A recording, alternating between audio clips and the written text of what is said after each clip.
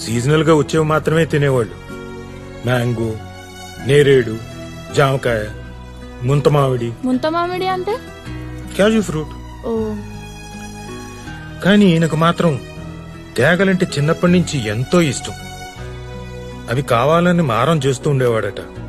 ఒకసారి ఇంట్లో ఇతని పిచ్చి మానిపించడానికి ఎవ్వరూ తేగలు కొనలేదట. అప్పుడు మీ తాత ఏం చేశాడో తెలుసా? ఏం చేశాడు? వాళ్ళ నాన్న చొక్కాలోంచి పావలా దొంగతనం చేశాడు. పావలా అంటే చాలా పెద్ద డబ్బు. అందుకని బాగా భయపడి ఆ పావలా కాసుని ఒక పేపర్లో చుట్టి అటక మీద దాచి రాత్రంతా నిద్రపోలేదట. ఆ తర్వాత చూడాలి, ఆ పావలాను మార్చి ఆ వారం అంతా తేగలు తినడమే పనంట.